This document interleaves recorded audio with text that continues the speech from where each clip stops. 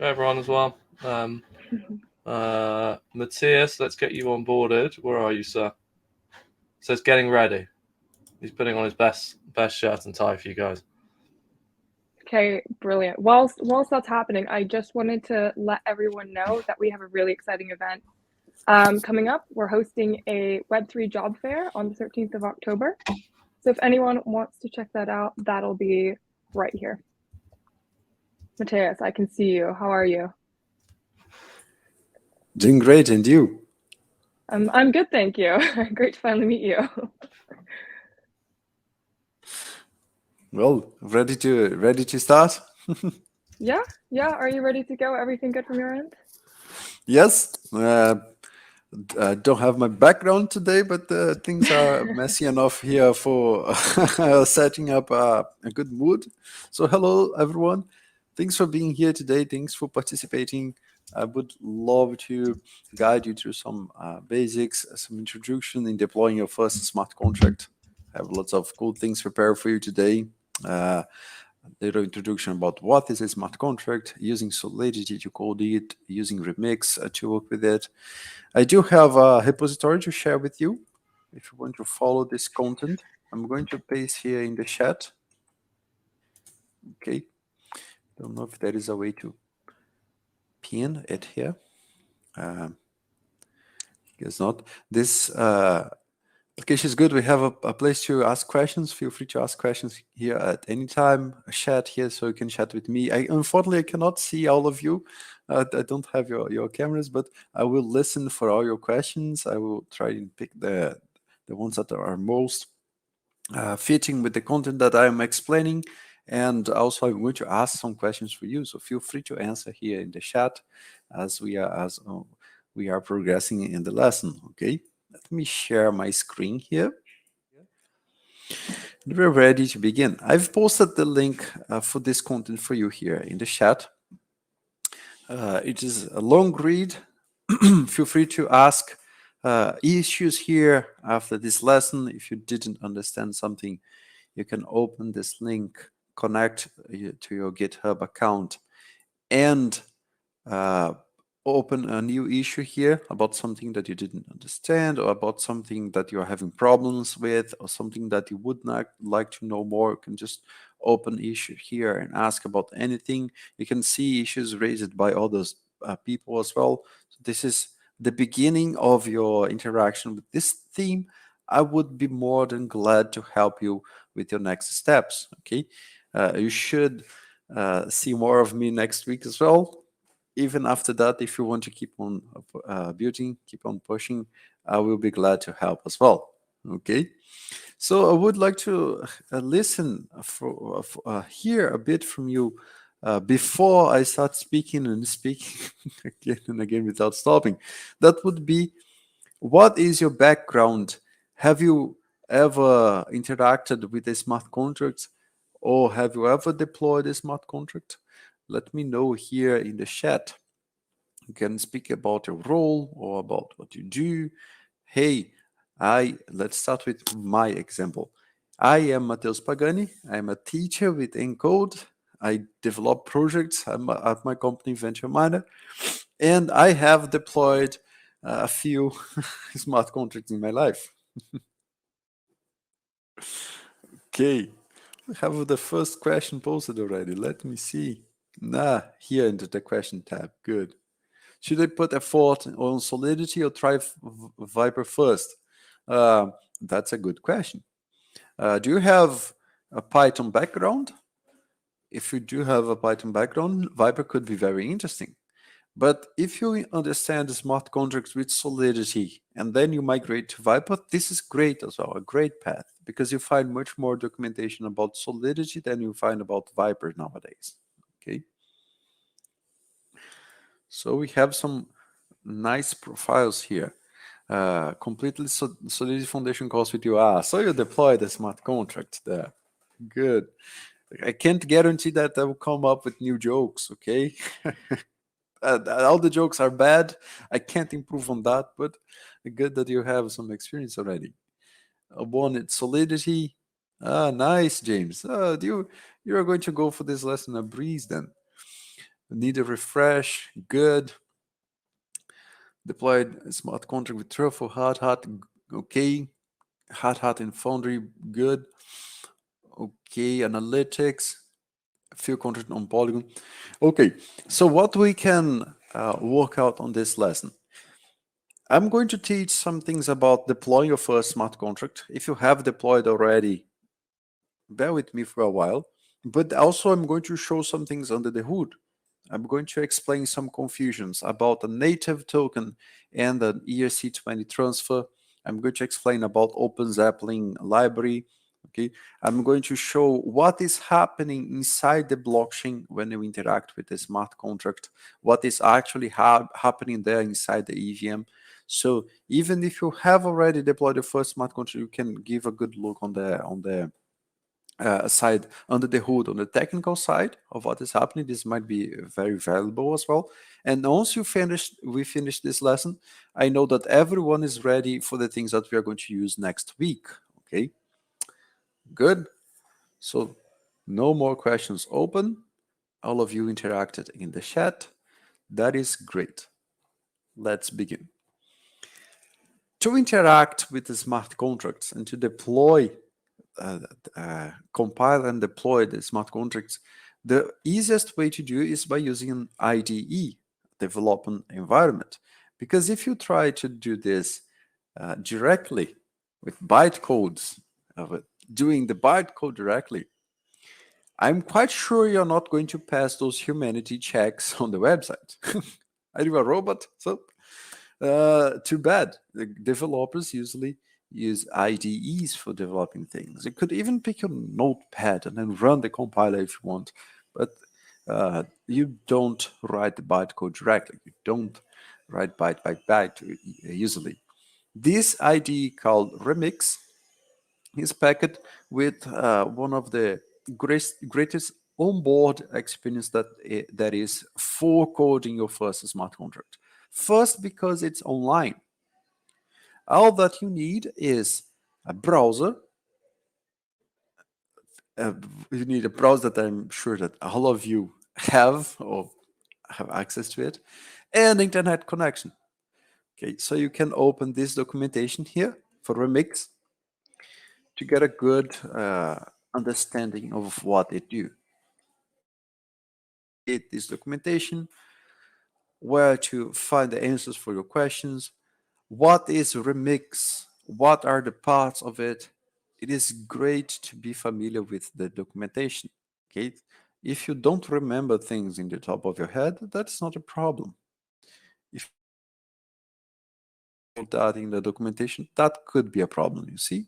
So when learning about Remix, about this online IDE here that you can access in this link, so I click it, I access it here in this link. This online IDE has a file explorer that you can check here in the left how it works. It has a plugin manager, and this plugin manager comes prepackaged with some plugins already, like compile and deploy, that we are going to use today. So this is your go-to location for learning more about Remix. I'm not going to explain too much about it today. If you have any questions about this, you can ask me, I can point you directions, and also you can look for this into the Remix documentation. And the Remix IDE is going to be your biggest help, is going to be our track for understanding smart contracts today. I invite all of you to open this on your browser, to follow me step by step, so that we can interact, so that we can follow to see if you are really understand, and if you can replicate that on your side. Okay, so open this IDE and follow those steps that I'm going to do.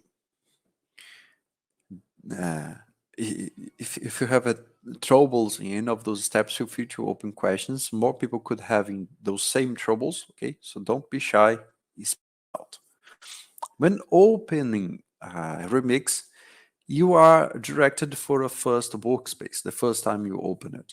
or you should have workspaces already if you used Remix in the past. What I'm going to start today is with a new workspace that you can access by clicking in the top pane in those 3 bars here. That would be the creation of a new workspace.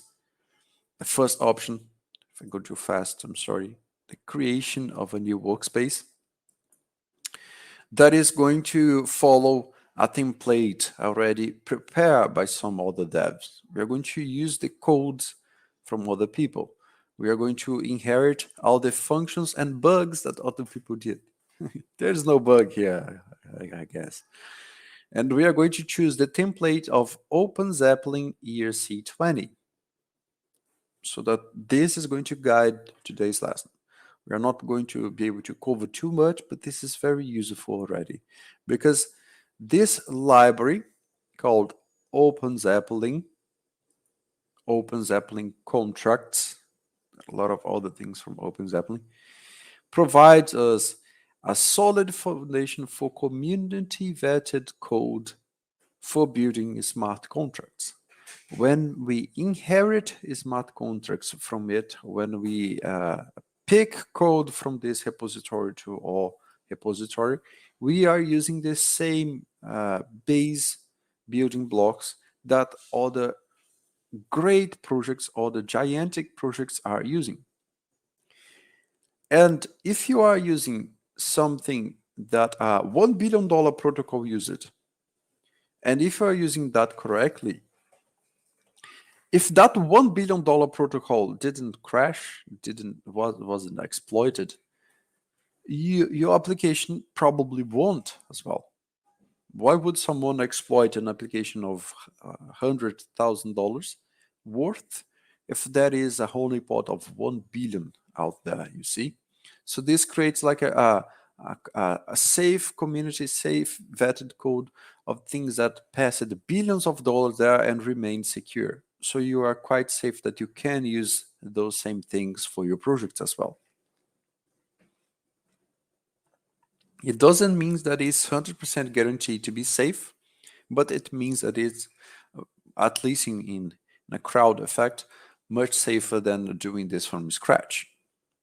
So this would be OpenZeppelin libraries. I'm going to explain more about this later.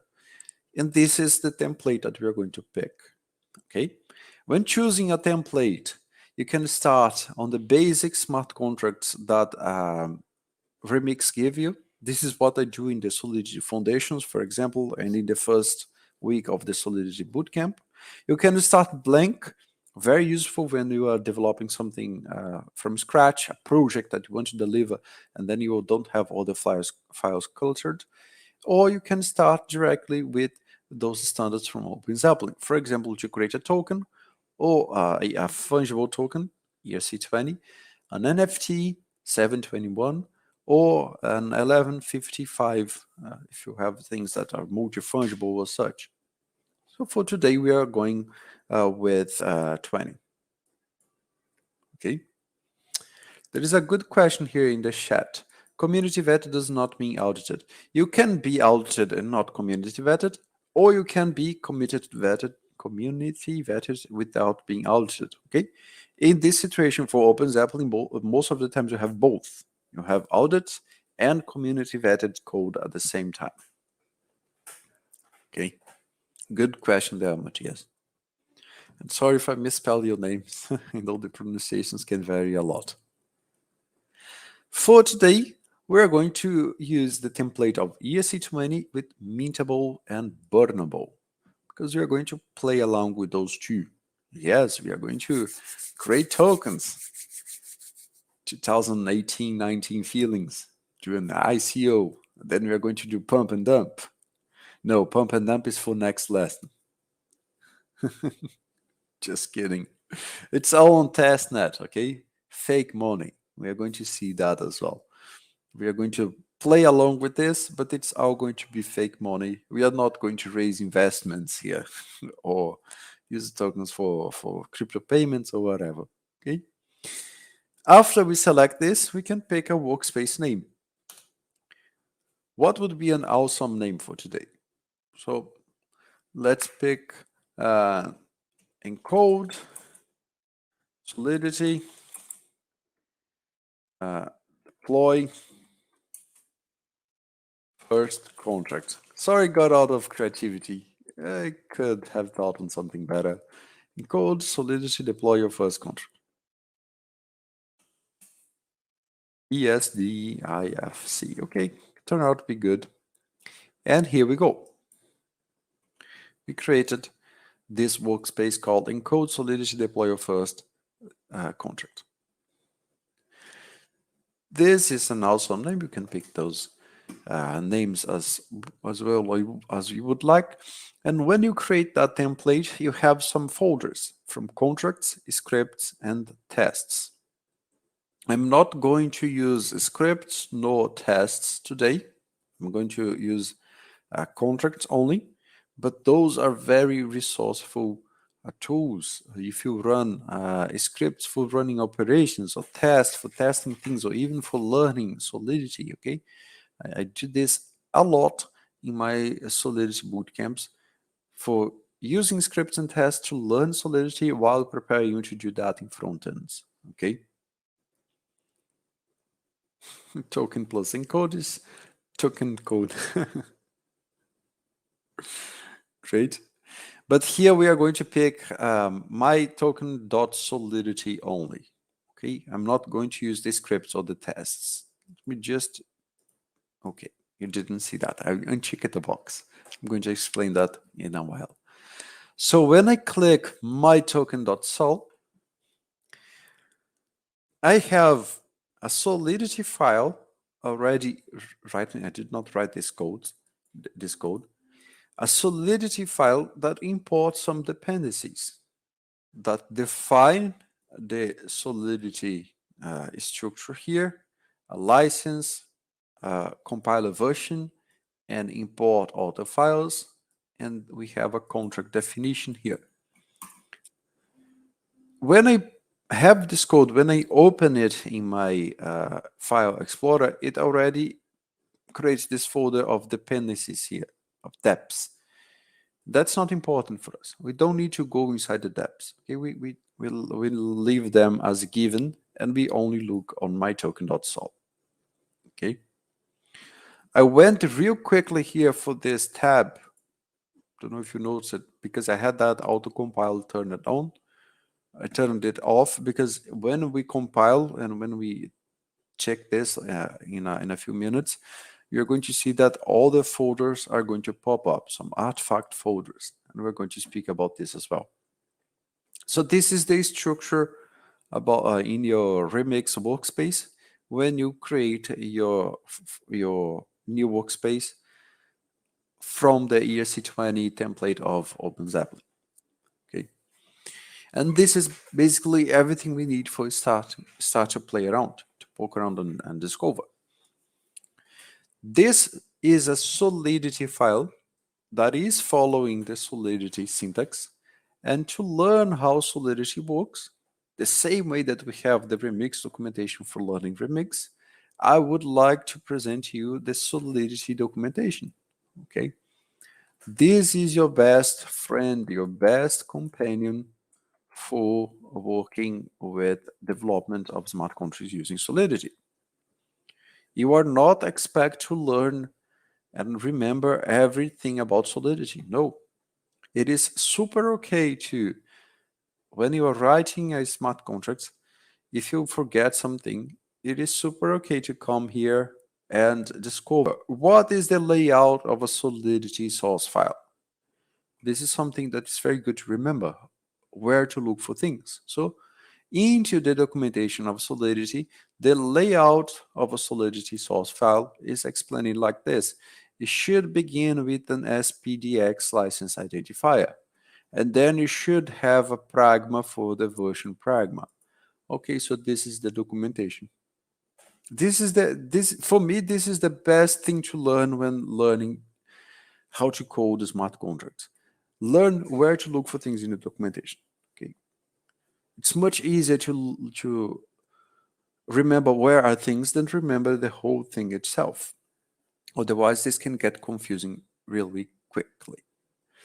That is those 2 lines in that documentation. That is an explanation about those imports. That is in the documentation explanation about how you do the definitions of things, the syntax. If you want a crash course in that, Solidity Foundations can really help as well. But if I could summarize everything in one phrase, is get to know the documentation. Half an hour, 1 hour of documentation is going to do you a very good base understanding, a very good overview. And I know that sometimes 1 hour of debugging can save you 5 minutes of reading the docs, the documentation. 1-2 hours of trying around can save you 5 minutes. Yes. But you see that there is a trade-off there.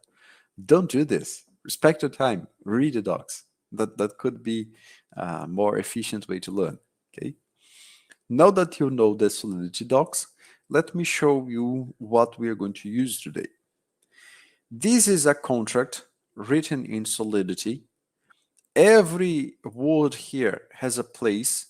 This contract word is something from the syntax of Solidity itself. If I change one character of contract to a capital C, for example, it stops working. This is the programming language of Solidity. It works like many other programming languages that you might be familiar with. So to get to know the syntax, documentation as well, that is a very good grammar explanation of how to do Solidity. This is defining a contract that is a type of my token that is inheriting from ERC20, ERC20, and Burnable from OpenZeppelin. It is inheriting behaviors.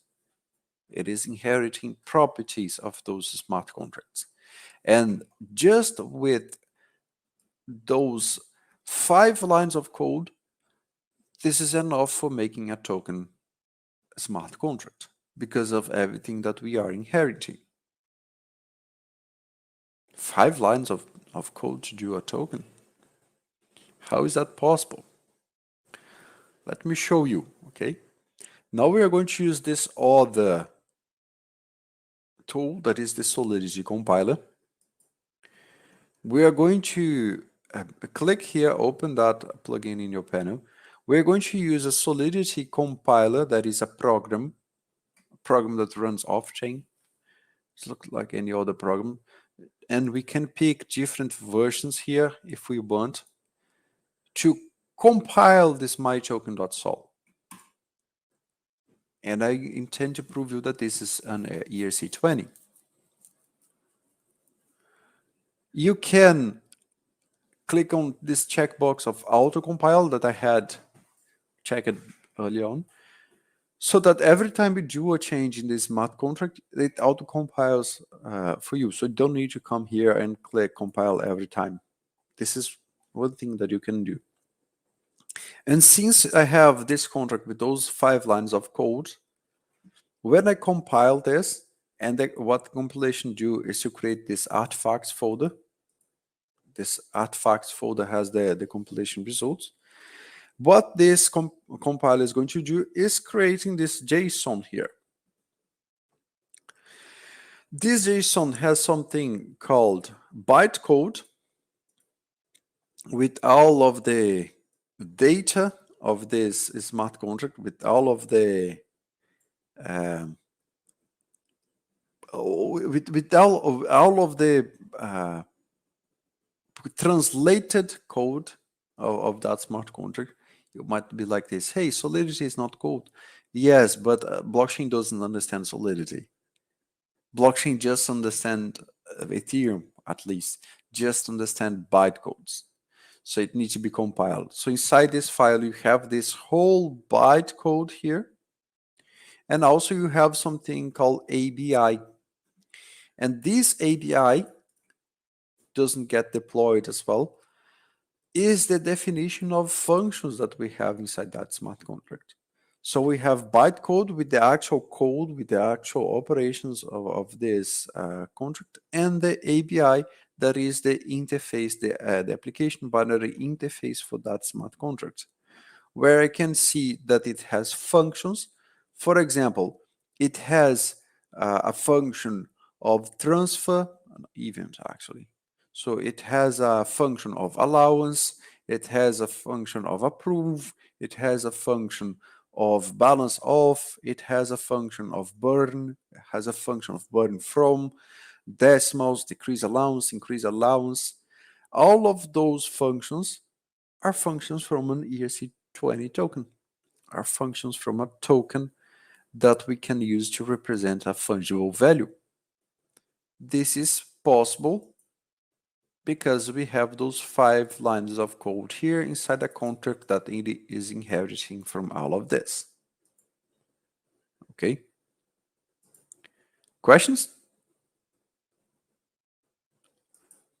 Let me see here in the question tabs.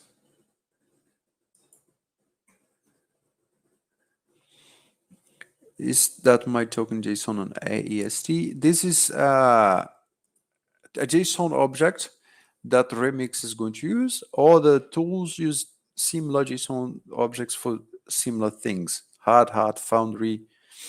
Okay, but this is not going to be deployed for the blockchain. Okay, metadata.json is something about the metadata that Remix is going to use as well. It's not important.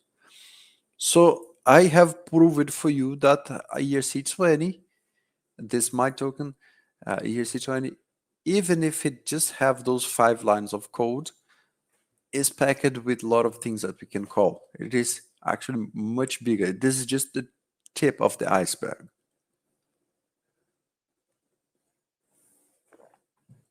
Okay, exactly, Roger. Those are functions from the things that we are inheriting. And my intention today is not just tell things, go telling and you listen and listen. No, I want to put you close to this. So I'm going to teach now how you put your hands on it, how you poke around and discover things. It's not going to be a linear experience of do 1, then do 2, then 3, and then 4. No, I'm going to show the real thing. So you can go there, you can break it, you can change it, you can explore, you can play along with it. Okay? So to do that, I will invite you to compile here if you didn't have, and to open your deploy and run transactions tab. You should have this deploy and run transactions tab like this with the contract my token selected here. See if you can find it. See if it's looking like this. Okay. Matthias, good question there. This is inheritance. So everything that is defined inside the ERC20 is going to be implemented here. Okay. I could inherit from an interface as well. That is true, like an ERC20. That is this interface, okay? But this is not the case. Here we are inheriting from classes, from objects, similar to objects, but you can understand like this, okay?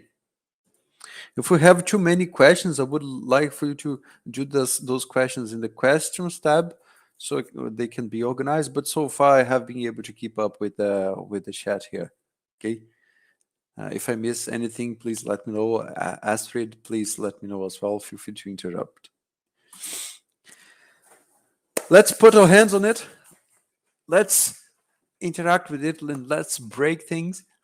So you might be aware at this moment that everything you need to do inside the blockchain, you need to pay, right? There is no like free lunch. There is no free computation in blockchain. You could even have someone sponsoring you, but you need to do the payment anyway. In order to avoid us to be spending real assets all the time, we need to do something. We want to learn. We don't want to measure how much we are spending while learning, right? This Remix IDE gives you an environment for you to play along. These environment options they can, for example, communicate to real blockchains through an injected provider, like public blockchains, to your local test blockchain. So if you know how to set up one, or virtual machine blockchains that are blockchains that only run inside your browser, only run inside your application here that it's open, and they come with pre-funded accounts. For example, I have this array of accounts that each has 100 Ether. I'm super rich now. Of course not. Unless you can convince everyone to believe that this is actual money, that I find it very hard, you're not rich. For being rich, you would need to have access, and you need to have possession of assets that people believe that are worth something, right? In this situation, no one is going to believe that this is worth something. You can generate more freely. So those accounts are not good for paying for things, but they are good for testing. Because once I am connected to this account, I can already interact with the blockchain, with the virtual machine blockchain. The first interaction that we are going to do is deploying this token by clicking into the orange button here of deploy. This is going to pick the contract my token. You should have this selected, my token. It's going to pick this contract. It is going to load all the bytecode of this contract in a deployed transaction. It is going to send that deployed transaction to the blockchain, and now we can see my token here into the deployed contracts part. This is very interesting because now you can carry information from that blockchain. I can find information from things that are stored there, for example, total supply, and the result is going to come here, 0. And also I can use all of those accounts to interact with this contract, changing data on the chain. For example, I can interact with this mint function. This is a function inherited, not inherited. This is the only function that is not inherited from the ERC20. We coded this function here. If we take this function out, if we compile a contract like this and deploy it, this mint function is not going to be there. All the other functions were inherited. So this mint function is going to be our first thing that we are going to experiment. First thing that we are going to click on. You should have your contract like this, okay? The first thing we are going to experiment is by calling this mint function to an address. That is going to execute this Solidity code. Okay. This is something very interesting about calling smart contracts. When I call a contract, I don't pass the code that I want to run. Alexander, very well put. This is exactly what I'm going to explain now. This smart contract is not something that we call by passing code on it. I cannot program a transaction inside the smart contract while I'm sending it. I could pass bytes, I could pass code that is executable, yes, but a function execution inside a smart contract is triggered by just pointing to where you want to call and passing the parameters. For example, I want to call total supply, return 0. I want to call symbol, return MTK. I want to call owner, return that address. I want to call mint, so I copy this owner address for this function mint, and I paste here as the first parameter. This mint function is not going to work if I don't pass the parameters. I could put any address here for passing. And the amount, let's mint 1 token here. So it's like an API. To make it simpler, it's like a vending machine. Imagine those beverage vending machines, soda vending machines. If you go for the vending machine and put money, but if you don't choose your drink, if you don't pass a parameter, what's going to happen? Unless you start kicking it and jamming it until it spits something, it's not going to work.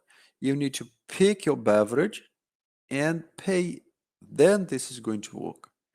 You also cannot instruct the vending machine to give a beverage that is not there. I want to drink hot milk. Well, it's not available inside the vending machine. I want to drink coffee. It's not available. I want to drink a Diet Coke. Okay, button number 4, pay 50 cents. Here you go. You can't go like, I'm going to teach this vending machine to make some coffee. There is no such thing.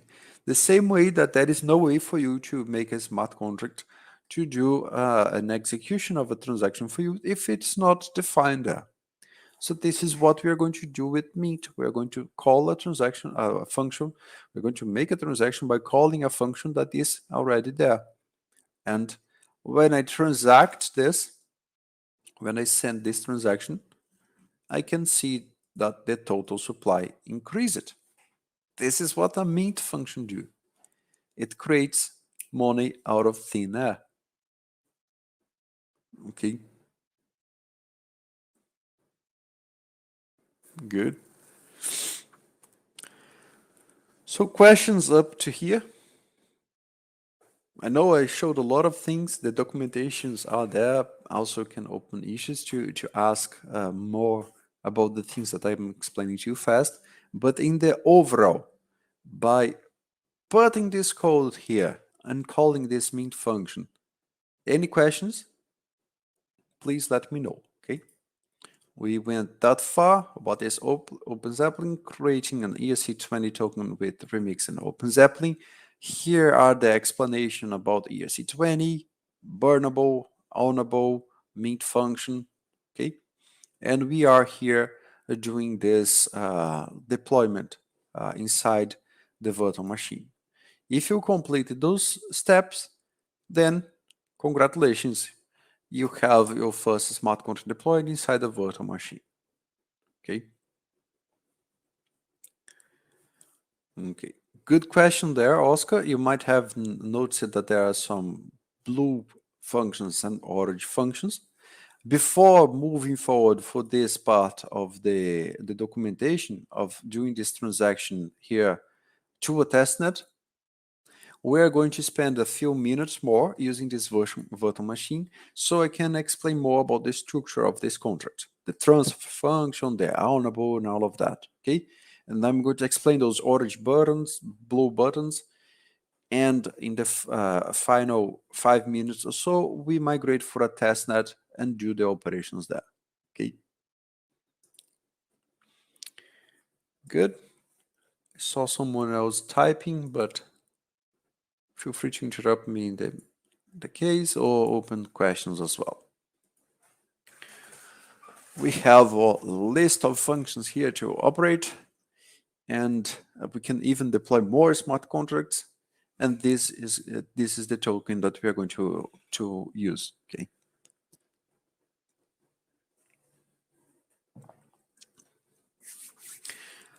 Where to go from here? There are two things: interacting with this contract and changing this contract. If you want to change how it works, I could change here. For example, instead of amount, let's do a trickster contract that whenever you try to mint an amount, it means that amount divided by 10. Would be possible. Or let's do some randomness. Randomly, sometimes I'm going to mint 0 instead of minting. There are ways to do that. Not that simple, but it's possible. Oh, I'm going to check if that person is in a blacklist or not. If that person is in the blacklist, I'm not going to mint. If it is, I will. You see that here start your journey of coding things. You can think on possible experimentations, implementing them here in Solidity. It would require some knowledge about this syntax. And here is where you start exploring. For the things we are going to do in Chainlink, we don't need to know too much how to write advanced things into Solidity, okay? So the basic knowledge should do. I'm going to focus more in the second thing, that is interacting and looking for those transactions on chain for now, okay? What testnet do you use in OpenZeppelin if you want to first test any contract? I can use it with any testnet. We are going to get there, okay, Ron? Don't worry. And when we connect to our wallet in Remix and deploy a contract, what node the Remix uses for deploying depends. When you are connected to MetaMask, you can pick your network here. We are going to see that as well. I see that you are eager to explore the public testnet part. I'm going to get there. It's just much more easy to explain those functions inside the virtual machine, and then we do that in testnet later, than if we go directly for testnet now. This my token deployed a while ago now has some balance because I have minted for my account this value, right? So if I try to mint more, if I transact this, I'm going to see that the total supply increased. And if I ask the balance of my account, I can see that I have 100. Okay. I have another account here in that array, in this array of accounts. That is the account number 2, the account AB8, blah, blah, blah. I'm going to copy the address of this account. Okay. And I'm going to return for my deployer account 0B3. I'm doing this because I'm going to do a transfer. I can read the balance of that other account. I'm going to, if I read the balance of my deployer, it is 100. If I read the balance of that other account, AB8, is going to return 0. That account doesn't have money yet. So I'm going to transfer for that account some tokens, like 20 tokens. This is going to create a transaction doing a token transfer, ERC20 transfer. And we are going to see that this token transfer is very different from the ETH transfers that we can do as well, the native token transfers that we can do in those networks. This token transfer transacted 20 tokens from my address to AB8. So that if I check the balance of AB8 now, it is going to be 20. If I ask my balance, the balance of the deployers, it is going to be 80. And if I ask for the total supply, it is still 100. So this is the basic accountability that a token can do, an ERC20 token can do. It can mimic on top of the blockchain, on top of the ERC20, on top of the Ethereum blockchain, token transfers. It can mimic all the tokens inside the network that only accepts one token. Yes, people. Ethereum blockchain just accepts one token, Ether, the native token. Just like Bitcoin just accepts BTC, many other blockchains just accept one token. All the others need to be created on top of it. And this is what this smart contract is doing. Let me just show another detail that is going to be important. If I connect to another account, AB8, for example, and if I try to transfer, now I can. If I try to transfer for the owner 5 tokens, it works. I'm going to transfer back 5 tokens to the owner. It works. Now it has 85. But there are some things that I cannot do. For example, if I try to transfer more than what I have, 50, for example, this is going to give an error. This is a failed transaction, people. It reverts because the transfer amount exceeds the balance. It means that it won't make any changes in the balances of that token. It won't bypass those checks. Okay. It is not going to make any changes to the blockchain. It's going to revert. Another example of this is if I try to mint to my own address or to any address, now that I'm connected to that other account, to AB8, if I try to click on mint, I also get an error. I get the error. Ownable caller is not the owner. So those things are possible to be programmed in Solidity, in any smart contract language, actually. You can make transactions revert depending into the conditions. The person is doing a bad thing, trying to rob the contract, trying to mint without being the owner, okay? Those things can revert. And this is going to be super important now that I'm going to deploy this to a public testnet. I'm going to connect to my injector provided MetaMask here. I'm going to unlock this wallet.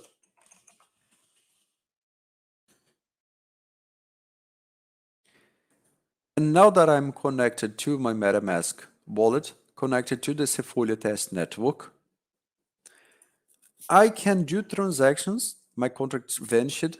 I'm going to need to deploy it again. I'm going to do transactions with those tokens. But let's see this in depth. What is a token transfer is? First of all, what a transfer is. I would invite some of you to share with me your address, development address, not the address in mainnet, okay? It's going to be the same if you have mainnet balance, but it's always advisable for you to create a new wallet. Don't use your mainnet wallet for things that you are doing in studying and development, so that we can do this. We are going to connect to Sefolia network, and we are going to do some transactions here, okay? If you want to share me your address, I'm going to do one transaction of Sefolia ETH to your wallet address. Okay, you can share with me here into the chat. And don't worry, this is not going to give you problems with your accountant, your lawyer. It's fake money. It's not going to worth anything. Okay. So Kifon, sorry if I misspell your name. Let me send you a huge amount of money. Okay, a huge amount of fake money of 0.01 Sefolia ETH. And this is going to be a transaction inside Sefolia network. Okay. I can view this transaction in an application called Etherscan. It's a block explorer that is going to be connected with the nodes in Sefolia network. Okay, this was a question here from Mehrab. Sorry if I misspelled your name. This is connected to the Sefolia network, some nodes inside the Sefolia network. And this transaction is sending value. It is doing exactly this, sending 0.01 ETH. Okay? If you want to send real money, I volunteer my wallet address. Man, I wouldn't get your expectations too high on what I can send you. I'm going to send you all my money. Take some sense. But got the spirit. This transaction calls it a state change to the blockchain. Okay. That we had a state before and a state after. One change here is very simple to understand, that this the miner. that I'm paying a miner to include that transaction there. One change is my balance decreasing. So instead of 8442 here, I have 8117 because I paid the 0.01 plus some fees. And here this balance is increasing from 83 to 84.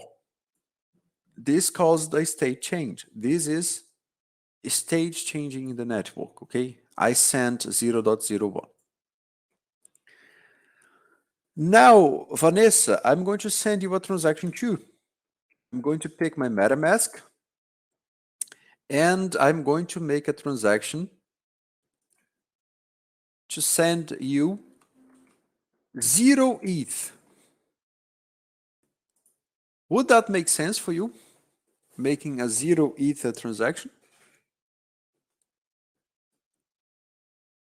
It wouldn't, right? What you're going to do with 0 ETH? You're going to buy 0 things. You spend 100% of 0 money.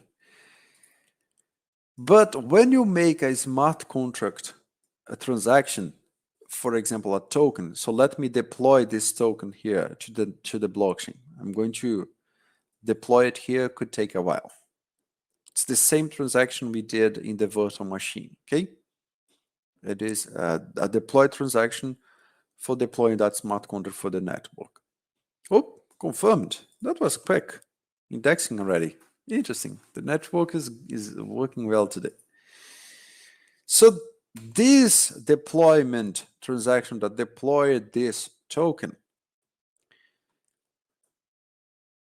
put some smart contract code into the blockchain that we can see here into that address in the contract tab. That is just a bunch of bytes. I did not write this directly. It was the compiled output from Remix. So this bunch of bytes is going to enable me now to do one transaction.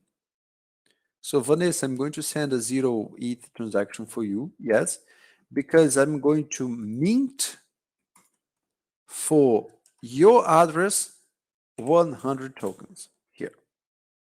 I'm going to do this transaction. And if we look into the blockchain, if we view on the Etherscan, this is a 0 value transaction. Also, I did not send this for you. I sent this to a smart contract. So this 0 value transaction sent to that smart contract that is theoretically not doing anything, a 0 transaction. I'm not transacting money. Yes, I'm not transacting Ether. I'm not transacting money. For the blockchain, only Ether is money. Blockchain, the Ethereum blockchain is ETH maximalism. Only ETH is money. The rest is just data. But for us humans outside of the blockchain, this data can be useful. This was a 0 value transfer that carried some data here, some bytes, not code, just parameter, like picking your drink in a vending machine. Just passed some parameters. And look how interesting this state change happened. I have the miner receiving some money. I have my account losing some money. Same thing we had in the other transaction, right? Here, we have the miner increasing some money, my wallet losing some money. But here we have a database update, a lot of quotes here, okay? Inside that MTK smart contract, increasing the total supply from the number 0 to the number 100, and increasing the balance of a person, your balance, Vanessa, inside this contract from 0 to 100. And those storage addresses here are places in that database for me to store data. So this is the big realization, people. ERC20 tokens are not tokens for the blockchain. They are not network tokens. Of course, they are not network tokens. They are just data. So a smart contract, a token contract, or any other kind of contract is just a way to transact data following some logic inside the blockchain. So if you do this, if you connect to MetaMask and deploy, you did it. You deployed a smart contract to transact data that is related to a token on top of the blockchain. Okay. So USDT, USDC, DAI, all of those stablecoins, all of those tokens in Ethereum, they are just some data that we believe to be money in those blockchains. Okay. Okay, I guess this is it for today, people. We are on the clock here. We completed this last step of connecting to MetaMask and viewing the transaction Etherscan. You can read more about this here. And feel free to suggest more topics, suggest changes for that article, ask more things into the issues, keep this conversation going, speak to all the participants as well. This is what I have to introduce you and to prepare all of you for using this kind of thing in next lessons next week. Okay. Brilliant. Thank you so much, Matheus, for that session. Just before we go, quick reminder that the next session is on Monday. So I look forward to seeing you all there. In the meantime, have a lovely weekend. See you guys. Thank you, people. Bye-bye.